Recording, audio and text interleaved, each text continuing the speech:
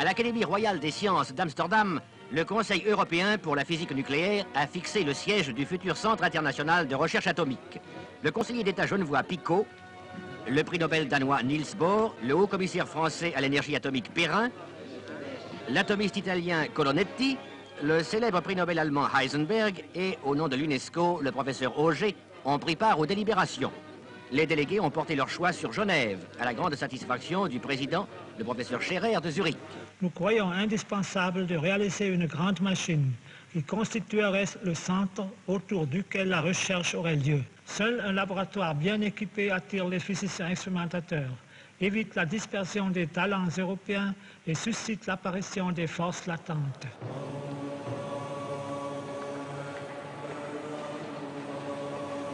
Pour se remettre des déchirures de la guerre, tenter de conserver ses cerveaux et même les faire revenir d'Amérique, on construisit donc le Centre européen de recherche nucléaire. Le vieux continent commençait à ne plus être un simple amas de nations qui se déchiraient entre elles. L'Europe regroupait les forces qui lui permettraient à nouveau de rivaliser avec les deux grandes puissances qui l'entouraient.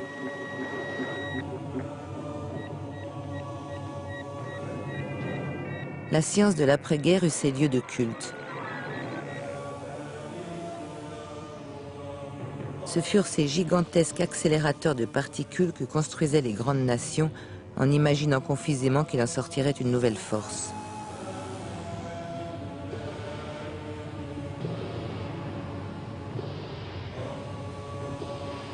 Les physiciens n'avaient rien dit pour dissiper cette arrière-pensée, et la quête de l'élémentaire se poursuivit pendant 50 ans grâce à ce non-dit.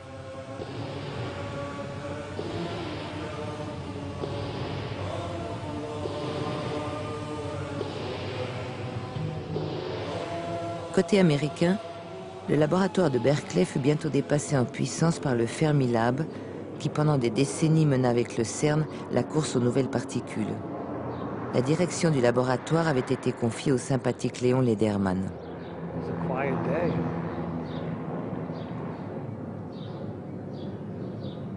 Issu d'un milieu modeste, Lederman avait profité des circonstances favorables de l'après-guerre pour poursuivre des études supérieures. Devenu l'un des plus brillants physiciens américains, il avait consacré beaucoup de son énergie aux jeunes défavorisés des banlieues de Chicago. Pédagogue hors pair, Lederman maîtrisait parfaitement les rouages scientifiques et financiers de ses laboratoires. The government said strong science is important to win the Cold War, and it didn't have to be a science related to weapons. Strong science in the most general way. So there was certain wisdom in that a nation having a strong science is a powerful nation, because if it's not directly powerful militarily, it's powerful economically, socially, culturally, and therefore leads to its strength. That was their theory, and maybe there's some element of truth to that notion that a scientifically powerful nation, has that kind of power, which is in addition to simple military power, which we know more and more counts for less and less in the world.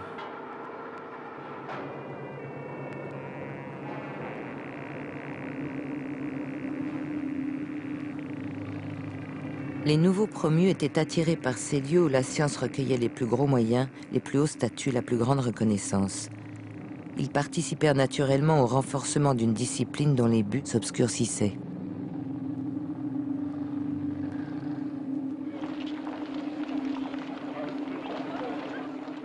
Dans ces laboratoires où l'on espérait trouver les composants ultimes de la matière, les physiciens détectaient sans cesse de nouvelles particules. La quête de l'élémentaire semblait ne jamais devoir s'achever.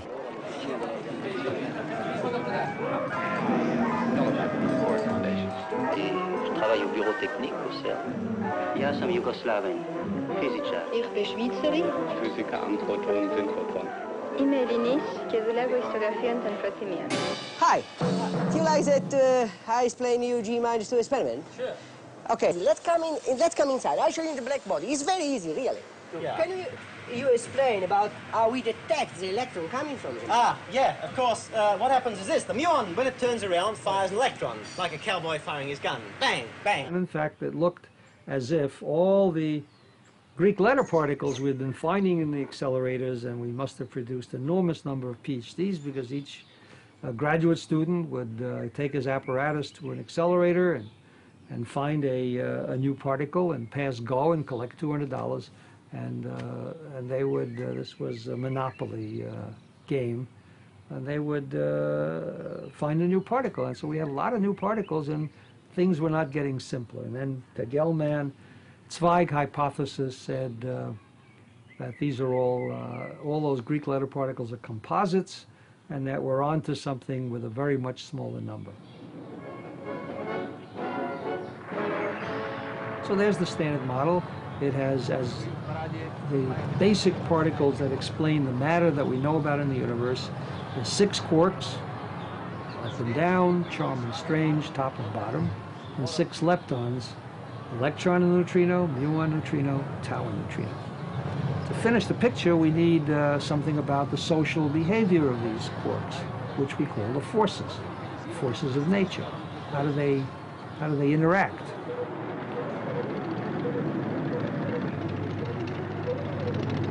Si les révolutionnaires qui, à l'ouest comme à l'est, avaient entrepris de changer le monde, étaient devenus des pièces essentielles du système social et de son évolution, il était difficile d'affirmer que ce qu'ils avaient promis s'était accompli.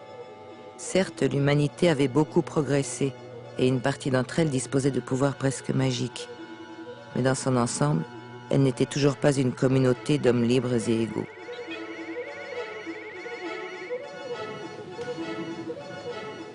La validation du modèle que les théoriciens de l'élémentaire avaient fini par concevoir pour se représenter le monde, ses composants, ses forces, exigeait de nouvelles expériences. Car il manquait encore une pièce pour que tout soit parfait. Dans ce modèle standard du monde, la masse des objets n'avait pas de raison d'être. Une particule hypothétique, le boson de Higgs, était supposée l'expliquer. Lederman avait rêvé de la débusquer. Mais il fallait une nouvelle machine, encore plus puissante, encore plus grosse, encore plus chère pour y parvenir. Pour justifier des colossaux budgets, on disait qu'on allait enfin comprendre comment l'univers était né et comment il avait vécu, et que la physique serait ainsi achevée.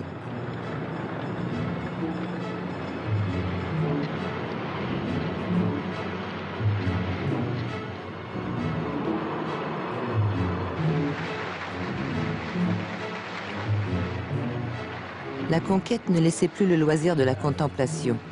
Seule la première place comptait. La physique des particules n'était plus tant une philosophie de la nature qu'une stratégie de la réussite. Même s'ils conservaient des finalités théoriques, les accélérateurs étaient devenus des machines à fabriquer les prix Nobel, des tremplins vers le pouvoir.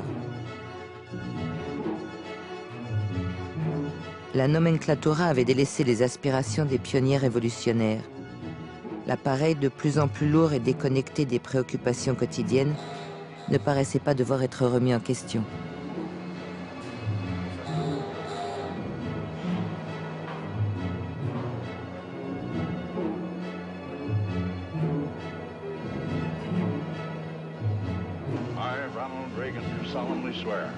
La volonté de celui qui voulait épuiser les soviétiques dans une escalade technologique insensée permit à Lederman de croire à son rêve.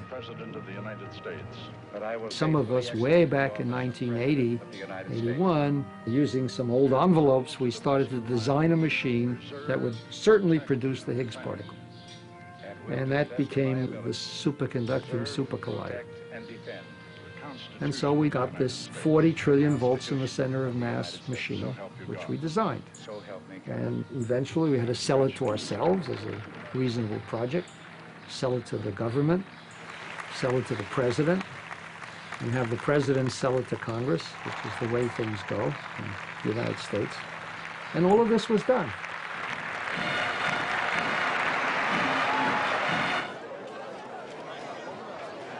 In some curious way, I even think President Reagan, who doubled our military budget to get rid of the evil empire, when he made his decision about the super collider, he knew it was not going to help give him more power. But his words, when he approved it, showed that he was interested in it as a daring, bold adventure. And so in, I forgot the year, late 80s or 90s, we had a site search, just like we had for what became the Fermilab machine, except that all the states were involved in this. It was a long process, and the winning state was Texas, in a place called Waxahachie, Texas. That became the site for the new machine, and people moved there and began construction of this machine. And when it was 20% completed, Congress changed its mind and canceled the machine.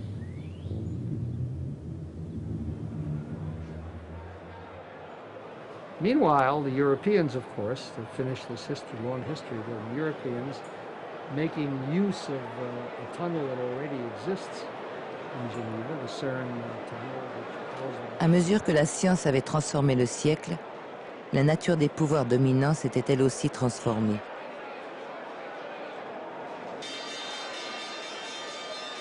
Les nations furent affaiblies par leur impuissance à contrôler la circulation de l'information, des données, des standards, des marchandises, des images, des flux monétaires.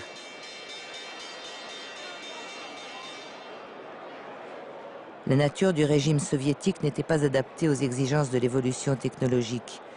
Trop rigide, trop lourde, trop centralisée, trop sclérosée, l'URSS s'effondra.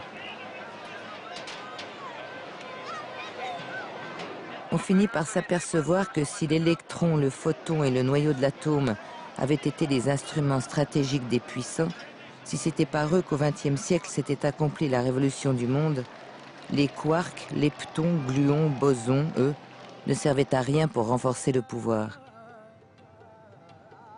Les laboratoires gigantesques où s'était poursuivie la quête de l'élémentaire étaient devenus des dinosaures de la science. La puissance nécessaire aux nouvelles formes de domination ne se développait pas ici.